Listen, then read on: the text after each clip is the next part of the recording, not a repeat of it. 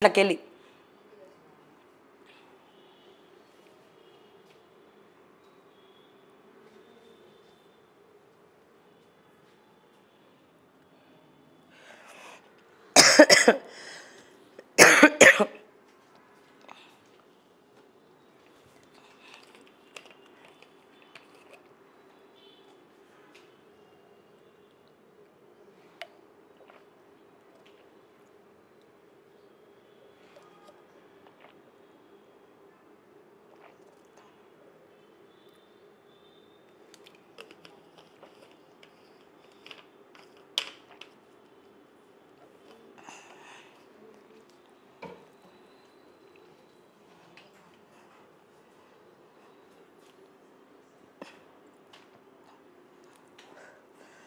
So ఒకసారి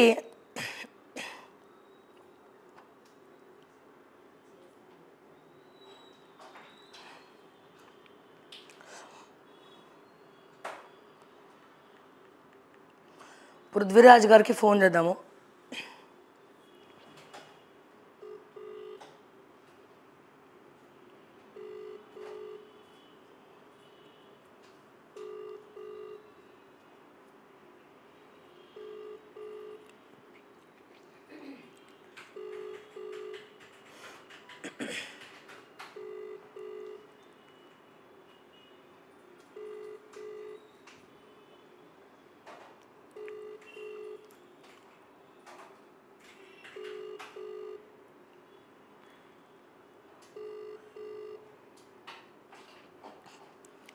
lift చేయట్లేదు.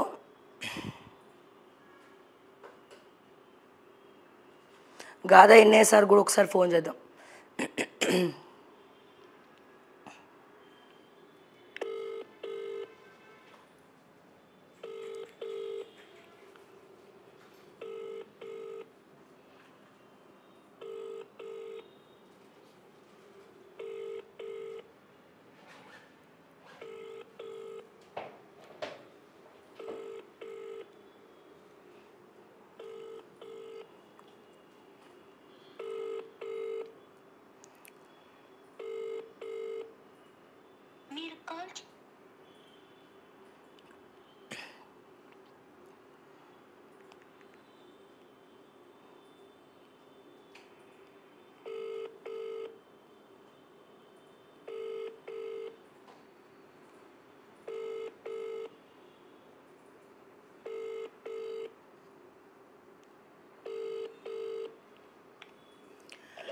Sir Judson sir, good morning. Good morning అండి. సార్ మనం లైవ్లో ఉన్నాము. గుడ్ మార్నింగ్ అండి. Good morning sir. సార్ నిన్న గురుకులాల్లో ఉన్నటువంటి వాళ్ళని నిర్దాక్షిణ్యంగా ఉద్యోగాల్లోకి వెళ్ళి తీసేస్తున్నట్టు ముఖ్యమంత్రి రేవంత్ రెడ్డి గారు డెసిషన్ తీసుకున్నారు. ఆల్రెడీ తీసేయమని కూడా చెప్పిండ్రు. మీ దృష్టికి వచ్చిందా? మా దృష్టికి రాలేదండి ఇది. ఓకే, ఆల్రెడీ వాళ్ళు చాలామంది కూడా వాళ్ళ నిరసన వ్యక్తం చేస్తున్నారు. నిన్న సీక్రెట్ జీవో తీసుకొచ్చేసి ఎవరెవరైతే టీచర్స్ తప్ప, అంటే ఎవరెవరైతే టీచర్లు ఉన్నారో ఈ గురుకులాల్లో ఉన్నటువంటి స్టాఫ్, అంటే అటెండర్లు, ఆయాలు, వంట చేసేటోళ్ళు, రెసిడెన్షియల్ హాస్టల్స్లో పనిచేసేటోళ్ళని మొత్తం కూడా ఉద్యోగాలకి వెళ్ళి తీసేసినట్టు నిన్నటి నుంచి. సో ఇవాళ అందరూ కూడా రోడ్ల మీదకి వచ్చి ధర్నా చేయబోతున్నారు. సో ఏ రకంగా చూడొచ్చు ఈ డెసిషన్ని? ఇప్పుడు సోషల్ వెల్ఫేర్ మంత్రిత్వ శాఖ రేవంత్ రెడ్డి గారి దగ్గర ఉన్నది. అవును. ఇప్పుడు 2016 మెస్ ఛార్జ్ ఇయాటి గురుస్తున్నారు. అంటే ఒక మనిషికి, ఒక పిల్లగానికి వచ్చి 31 రూపాయి, అందులో 6 రూపాయలు వంటకే పోతాయి.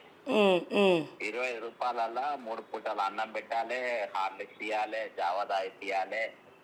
ఇవాళ ప్రతి 5 సంవత్సరాలకు ఒకసారి బిల్డింగ్స్ రినోవేషన్ చేయాలి. అవును. ఇవేవి చేయకుండా ఇంకోటి గెస్ట్ లెక్చరర్స్ టీచర్లను ఉంటారు. అవును. వాళ్ళకైతే అసలు జీతాలే బరాబర్ ఉన్నాయి. ఎండాకాలంలో వాళ్ళకి హాలిడేస్ లో జీతాలు ఉంటాయి. 4 పీరియడ్లు జీతం ఇస్తారు, 7 పీరియడ్లు చెప్పించుకుంటారు. అవును. ఇవన్నీ గత ప్రభుత్వంలో జరిగినాయి. కానీ ఇవాళ వరకు ప్రశాంత్ అనే అబ్బాయి కూడా ఫుడ్ సరిగా లేక చనిపోయిండు. ఇలా తప్పులు కప్పిపుచ్చుకోవడానికి ఇప్పుడు ఎస్సీ సప్లాన్ నిధుల పైన క్లారిటీ లేదు. ఇవాళ వరకు సోషల్ వెల్ఫేర్ రివ్యూ మీటింగ్ జరపలేదు. సోషల్ వెల్ఫేర్ మంత్రిత్వ శాఖ ఈయన దగ్గరనే పెట్టుకున్నారు. అవును. కాబట్టి అవన్నీ కూడా కప్పిపుచ్చుకోవడానికి వీళ్ళ మీద వెయిట్ అవుతుందని నాకు అనిపిస్తుంది. ఓకే. సో ఇప్పుడు ఆల్రెడీ వీళ్ళకి 9 నెలల నుంచి జీతాలు రావట్లేదు సార్. 9 నెలల నుంచి ఆల్రెడీ జీతాలు అనేవి రావట్లేదు. అవును. సో ఎట్టకేలకు నిన్న అందరినీ తీసేస్తున్నా అని చెప్పి ఒక అనౌన్స్మెంట్ జరిగింది నిన్న. అండ్ ఇప్పుడు అంటే ఒక పక్క అంటే మా దృష్టికి వచ్చింది ఏంటంటే ఈ గురుకులాలకు సంబంధించినటువంటి ల్యాండ్స్ కానీ దాని ఆస్తులు కానీ కొన్ని వేల కోట్లు ఉంటాయి రాష్ట్ర వ్యాప్తంగా కానీ. అండ్ దీన్ని ప్రైవేటైజేషన్ చేసి లేకపోతే ఏ చైతన్యకో నారాయణకో చెప్పేసి నడిపియమంటారు అని కూడా ఒక టాక్ నడుస్తుంది. సార్ మీరేమనుకుంటున్నారు ఎగ్జాక్ట్గా? ఇది సోషల్ వెల్ఫేర్ కిందనే నడవాలి. ఓకే. ఇది ప్రభుత్వ పరంగానే నడవాలి. ఇది ప్రైవేట్ యాజమాన్యాలకు ఇస్తే కుదరదు. నారాయణ కాలేజీలో ఆల్రెడీ బోర్డు మంది ఉరేసుకున్నారు ఇప్పటికి. ఓకే. చైతన్య కాలేజీలో చాలా మంది చనిపోతారు. అక్కడ ఉన్నంత కలుషిత ఆహారం, అక్కడ ఉన్నంత ఇండిసిప్లిన్ ఎక్కర్లేదు. ఓకే. ఇలా సోషల్ వెల్ఫేర్ లో చాలా ఘనత సాధించిండ్రు. సరే ఆర్ఎస్ ప్రవీణ్ కుమార్ అన్న ఏ పార్టీలో ఉన్నా పర్వాలేదు కానీ ఆయన దానికి ఒక దానికి ఒక అంబాసిడర్ గా తయారయ్యి చాలా చాలా అద్భుతంగా తీర్చిదిద్దిండు గురుకులాలని. తీర్చిదిద్దిండు. యూనిఫామ్లు కానీ వాళ్ళ భోజనాలు కానీ ప్రతిదీ కూడా చాలా బాగా చేసిండు. కానీ ఈ రోజు దాన్ని భ్రష్టు పట్టించే విధంగా వీళ్ళ వ్యవహారం ఉన్నది. సార్ వీళ్ళకి మద్దతుగా ఉంటాం. ఎవరిని తీయనికి వీల్లేదు సార్. ఎవరైనా తీయనికి చూసినా కానీ వాళ్ళని సపోర్ట్ గా ఉంటాం వాళ్ళ ముద్ద. ఎందుకంటే తప్పిదం ఎక్కడ ఉన్నదని నాకు స్పష్టంగా తెలుసు కాబట్టి. అవును అవును. ఇప్పటికి ఎంతో మంది చనిపోయింది. ఇవాళ ఎన్ని హాస్టల్స్ పోయిందండి? చాలా విజిట్ చేసిండు. చాలా చాలా ఎన్ని హాస్టల్ పిల్లలతో కోసం భోజనం చేసి ఎవరితో చేయలే. మరి మీరు ఎట్లా దానికి మీరు ఎట్లా అంటే ఎవరో చెప్పిన దాన్ని మీరు ఎట్లా చేస్తారు? మీ దగ్గర ఉన్న అడ్వైజర్స్ ఎవరు? అవును. మొత్తం 8 మంది ఆందోళన పెట్టుకున్నారు అడ్వైజర్స్. అవును అవును. చంద్రబాబు నాయుడు చెప్పిన వాళ్ళను. అవును. మీ అడ్వైజర్స్ ఎవరు? ఏం అడ్వైజర్లు ఇస్తున్నారు? అవును అవును.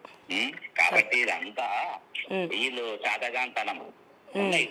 ఇప్పటికి చాలా హాస్టల్స్ గవర్నమెంట్ బిల్డింగ్స్ ఎందుకు రాయకుంటుండ్రు? సొంత బిల్డింగ్స్ కట్టడానికి ఎస్టీఎస్ సప్లా నిధులను మీరు ఎందుకు వాడతలేరు? అసలు ఎస్టీఎస్ సప్లా నిధులు ఎంత ఉన్నాయి? ఇప్పుడు గతంలో ఆ పైసలతోనే కదా ఈ హాస్టల్స్ ఇవన్నీ వాళ్ళ యూనిఫామ్స్ కానీ అవి కానీ అన్ని కూడా రెనోవేట్ చేసింది. అవును. ఈయనకేం తెలియదండి. నా సబ్జెక్ట్ లేదు, పాడు లేదు.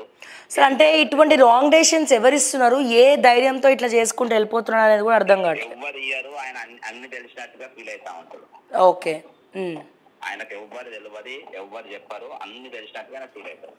సార్ ఇప్పుడు ఇవన్నీ అడ్మినిస్ట్రేషన్ ఫెయిల్ అయిందని ప్రతి ఒక్కరు చెప్తా ఉన్నారు. 90% ఆఫ్ ద పీపుల్ మాట్లాడుతూ ఉన్నారు.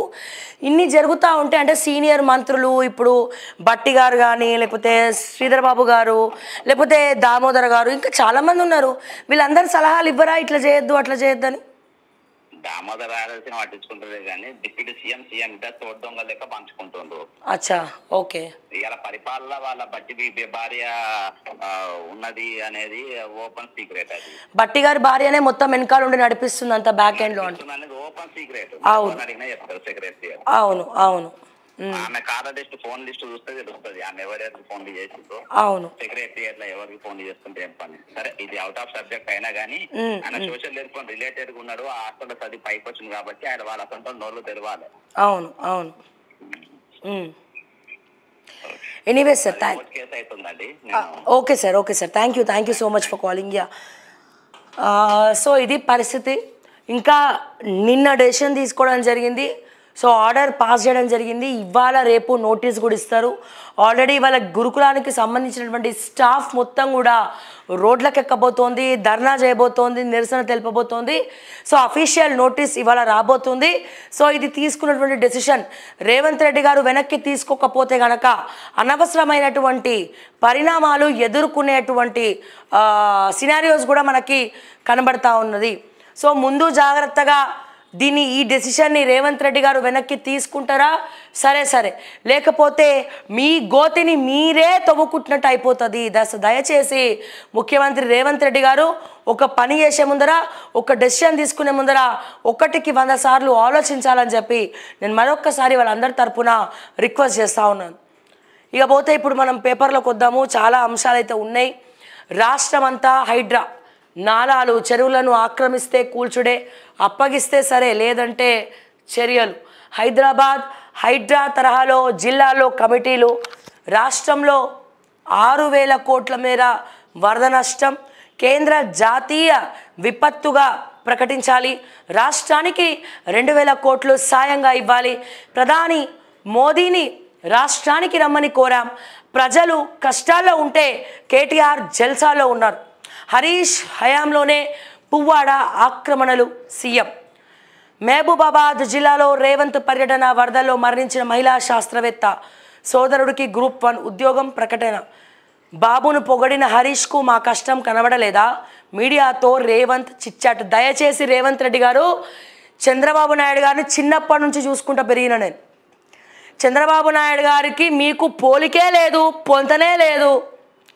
చంద్రబాబు నాయుడు గారితో దయచేసి మీరు పోల్చుకోకండి.